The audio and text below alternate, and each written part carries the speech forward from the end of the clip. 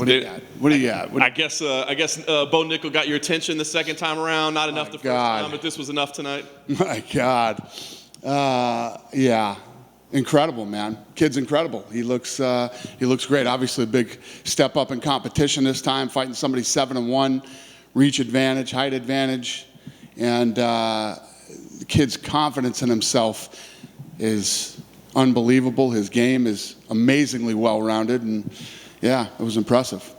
You know, all the talk after his first appearance is why the hell didn't they just sign him the first time around? So by what you saw tonight, do you think maybe we did make a mistake bringing him back, or does tonight prove that you made the right decision? After what you saw tonight, you know I made the right decision. I mean, you know, he got highlighted once. SportsCenter's been talking about him for 3 days. Come in tonight and performs the way that he does. Couldn't have done it any better. Yeah. Now I must say so myself. Pat yourself on the back. Apparently I must.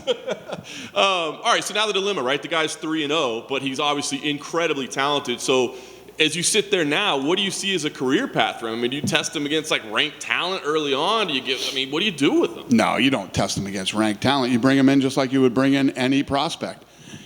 You know, and you build him up, give him fights. And the problem is that there's no easy fights here. So this isn't like the boxing model. But he walked into a show where there's no easy fights. I mean, everybody here are killers. So if you perform the way that you performed here twice, you know, there's some guys that come in here and it's a rough go. There's wars and, you know, they'll squeak out a win or pull off a win at the end or whatever. This guy came in and dominated twice. I don't know if you got a chance to see it, but when he was talking to Laura afterwards, he actually called out Khamzat Chimaev and said that's the fight he'd be interested in. So let's not get crazy here. You know, it's funny. We were in matchmaking today, and you know, we were just talking about Khamzat and, you know, possibilities and how fucking good that guy really is. You know, I mean, you saw it in this last fight, Kevin Holland, to get beat the way that, well, Kevin expected it, but you know, for everybody else, you know, to see it happen the way that it happened, nobody saw that coming but Kevin. Good call back there. The rest of the night, all finishes. I mean, you go with 5 contracts again. Any of the others names stand? I mean, obviously this was the Bo Nickel show, but any of the other names stand out tonight that you? Yeah, I thought Mateus was fun, man. That guy came out and dominated. I like his energy. I like, you know, I love his confidence. Interesting. You know, there's a lot of different interesting styles tonight. This kid, Rafael, I love how he, you know, you usually get these guys that are ground and pound guys. Every position you move into, this guy hurts you.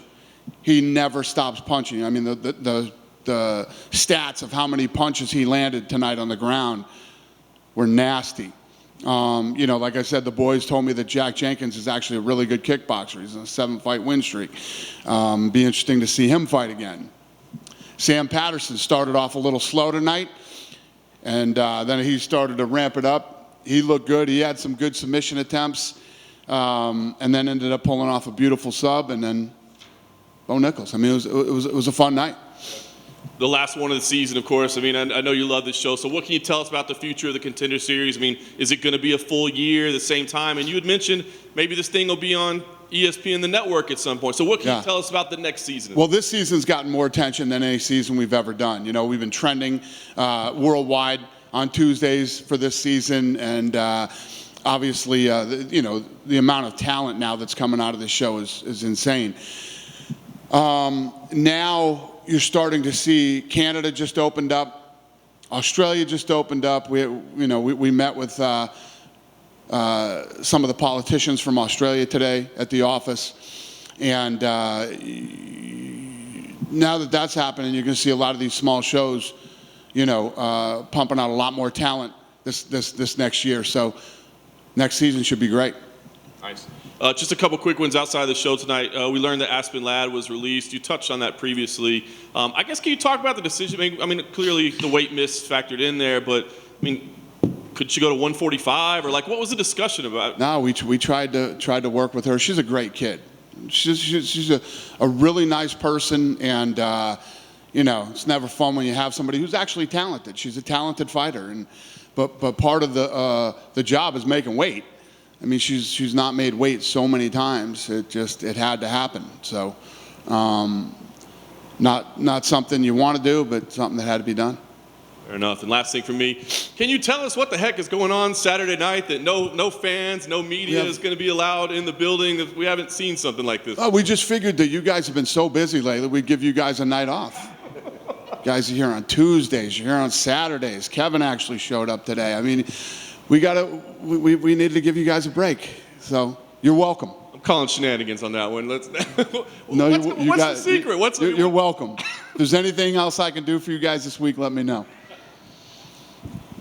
But Dana, that comes so soon because we have a week off in 2 weeks. So we can actually work this Saturday if you'd like us to. We don't mind.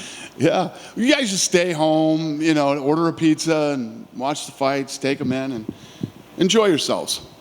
Will we find out on Saturday what the big secret is? There's no big secret. I mean, we're just closing. Little troublemaker over here. I know she's been poking around all week and cryptic tweets and, she thinks she's got something, but she doesn't have enough to announce it. I could have just tweeted what I know. I think it's just a nice change of pace that you're doing something for the media that you love. It's I love you guys, and I can't do enough for you. So we can tell. I just wanted to give you guys a nice weekend off with your families and relax and enjoy yourselves. You mentioned Hamza and how talented he was and what potential fights there are for him. I think people have been talking about Paulo Costa and stuff like that. Is that one you're looking at, or what sort of names are we expecting Hamza? There's obviously the 170 and 185 pounds. There was a big beef today at matchmaking, whether he can make 170 pounds, whether we should even let him make 170 pounds again. So those are all the things that we're kicking around right now. Which side of that beef are you on? Well, I'm in the middle. I'm in the middle. I'm in the what does he want to do? Where does he want to be, and what does he want to do? Does he want to make 170 and go for the title at 170, or does he want to go to 185 and go for the title there? Going off that, Kevin Holland sort of suggested he's retired from MMA. I'm curious, have you spoken to him, and is that true, or what do you think he's feeling right now? We talked about that too. Obviously, I'm really close to this kid, and I like him a lot. And I think when you are competing in a sport like this, and you've done the things that Kevin Holland has done, he gets out of the fight with Brunson and realizes that he needs to work on his wrestling more. So he dives in, starts working on his wrestling, and I think when what happened to him happens to you, I don't know. I think you lay in bed at night and go, holy shit, how did that happen to me? And, he's an emotional guy. So I think his emotions got the best of him, and just take some time, get back in the gym, and whatever he wants to do, obviously. I love the kid. Whatever he wants to do, he can do. But I think retiring is a little too soon for him to retire. Thanks, Dana. Thank you for the night off as well. My pleasure, brother. Hey, Dana. Now that season 6 is wrapped, do you have like a top 3 prospects that you're very high on? I think the 3 guys that were up tonight for the video game, off the top of my head, would be the top 3. This kid Mateus looks good. We'll see what he does when he gets in the UFC. The difference with Joe Pyfer is Pyfer actually went into the UFC and looked damn good in his first fight. So, yeah. Are there anybody that you can see, like maybe Sean O'Malley status, where they can really break through and get... Bo Nickel. Bo Nickel, 100%. Again, all 3 kids that were up for the video game. Pyfer's got a lot of steam. Right after that fight, I flew him out that following Saturday, and he was taking pictures and signing autographs that night. So you can imagine, I'm sure his visibility is much, much higher now. Raul Rosas Jr. from last week, yep. His YouTube video got up over 1 million views. His social media blew up. Are you surprised how much traction he got? To be 17 and come in and compete the way that he did. And the reality is this show now, if you come in and you perform and you do well on this show, people know who you are. Mackenzie Dern and Jianan is fighting this weekend. Is it safe to say, maybe the winner of that gets like a Rose Namajunas? I don't know. Yeah. I don't know. We'll see how it plays out.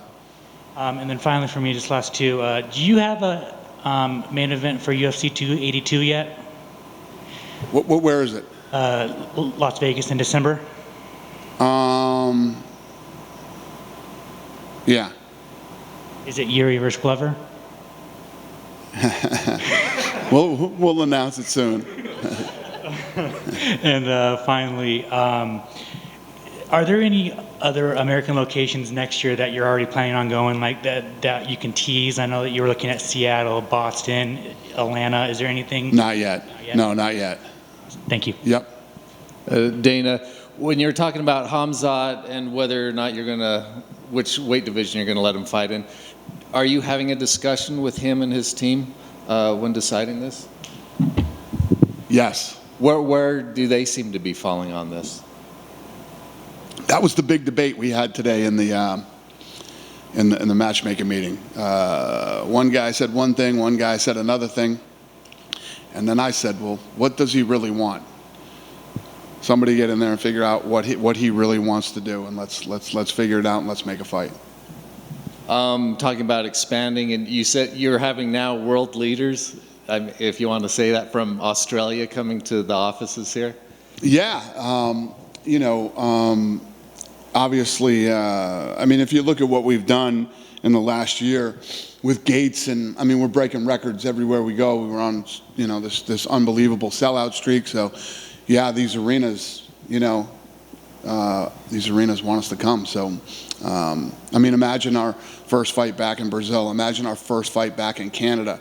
Imagine our first fight back in Australia. It's, as we start going into these other countries and places we haven't been in a long time, it's going to be nuts.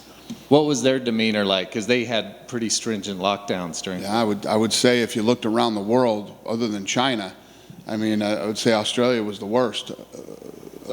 They seem to be changing their tune a lot. Yeah, no. As far as they're telling us now, all the restrictions have been lifted. So we're looking at it. And then last night you were on Tucker Carlson's show. Right. Had a lot of nice things to say about you, talking about the COVID and everything. You brought up Mike Tyson and the island he had access to. How did that conversation go with Mike? And so he gave me the guy's name. Hunter and I called him, and you remember what island it was, Hunter? Antigua.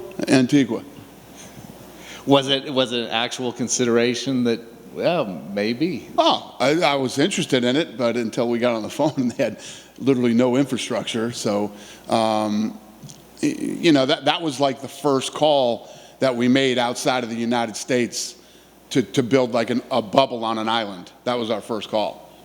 They were very accommodating. They were very nice people, but it would have cost a shitload of money to go there and do it.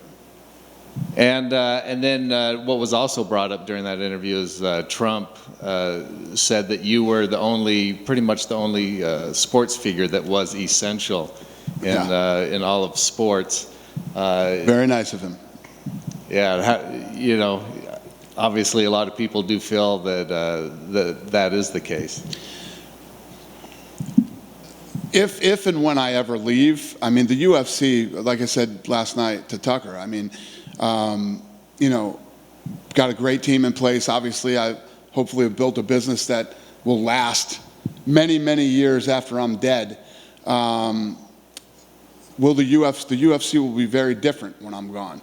It'll be different, it won't go away. But like you said, there's no near future plans in that.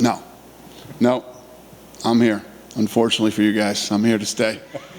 So when's the next season of Contenders going to be starting? I don't know do you know, Lene? Yeah, don't know. I can't wait though. I love Tuesdays, man. This is a fun show. What are you going to do with your Tuesdays? I'll figure something out. Kevin, you came all the way here tonight. No questions? No? Not at all. Well, it's good to see you. Not at all. I didn't ask. Thanks for coming. We appreciate it. And yeah, you guys done with me? Thanks for everything this season, you guys. We appreciate it. Have a great night.